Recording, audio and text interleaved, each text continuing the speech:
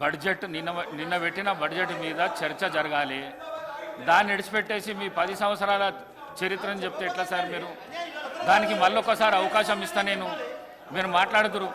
అదాని అంబానీ చర్చ 10 సంవత్సరాలది మొత్తం చెప్తురు. తప్పకుండా చెప్తాం సార్. చెప్తురు. గుజరాత్ మోడల్ చెప్తాం, చోటే బాయ్ బడే బాయ్ చెప్తాం, అదాని గురించి చెప్తాం, అన్నీ చెప్తాం. కానీ అధ్యక్ష, మా నిబద్ధతను ప్రశ్నించినప్పుడు అడ్డగోలుగా ముఖ్యమంత్రి గారు మాట్లాడినప్పుడు తప్పకుండా సమాధానం చెప్పాల్సిన బాధ్యత మా మీద ఉంటుంది. వారు సబ్జెక్టులో ఉంటే మేము కూడా సబ్జెక్టులు ఉంటాం, వారు దాటితే మేము కూడా దాటాలి కదా సార్. అధ్యక్ష, ఒకటి మాత్రం వాస్తవం, మీరు చాలా గొప్పగా చెప్పినారు. యూనియన్ బడ్జెట్ మీద రాష్ట్ర ప్రభుత్వం చర్చ ఎక్కడ జరగాలి సార్? చర్చ ఇది కేంద్ర ప్రభుత్వంలో, కేంద్రంలో, పార్లమెంట్లో.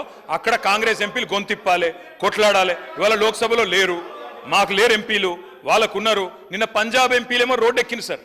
అక్కడ కేంద్రంలో బడ్జెట్ పెట్టగానే అన్యాయం జరగగానే పంజాబ్ ఎంపీలు రోడ్డు ఎక్కి కొట్లాడింది. ఇవాళ మీరు ఇక్కడ ఎందుకు పెట్టినో మాకు తెలియదా? అక్కడ ఒక్క పైసా రాలేదు కాబట్టి, 21 ట్రిప్పులు వేస్ట్ అయినాయి కాబట్టి, విమానం ఖర్చులు వేస్ట్ అయినాయి కాబట్టి, ముఖం చెల్లక ప్రజల్లో ఏం సమాధానం చెప్పుకోవాలో తెలవక ఈరోజు ఇక్కడ చర్చ పెట్టి ఒక ప్రహసనంలాగా చేస్తున్నారన్న విషయం మాకు తెలియదా సార్? ప్రజలకు తెలియదా? మేము అనేది ఒకటే సార్, ఇవాళ బడే బాయ్ చోటే బాయ్ అని అన్నదమ్ముల అనుబంధం పండిస్తే ఏమొచ్చింది సార్ రాష్ట్రానికి? మేము చెప్పింది అదే కదా, మొదటి నుంచి చెప్తుంది అదే కదా. దయచేసి నేను గౌరవ ప్రభుత్వాన్ని కోరుతా ఉన్నా, మీరు ఏ రకంగా దీన్ని ముందుకు తీసుకొని పోదామంటే మన రాష్ట్రానికి జరుగుతున్న అన్యాయం విషయంలో మేము తప్పకుండా మీకు అండగా నిలబడతాం, మేము మీతో కలిసి వస్తాం.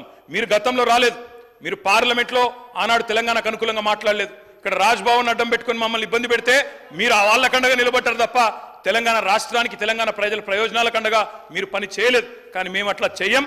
100కు 100% తప్పకుండా తెలంగాణ ప్రజల ప్రయోజనాలే పరమావిధిగా మేము నిలబడతాం. భవిష్యత్తులో కూడా 4 కోట్ల ప్రజల తరపునే కొట్లాడతామని చెప్పి మళ్ళొక్కసారి విజ్ఞప్తి చేస్తూ ఈ అవకాశం ఇచ్చినందుకు తమరికి ధన్యవాదాలు. జై తెలంగాణ.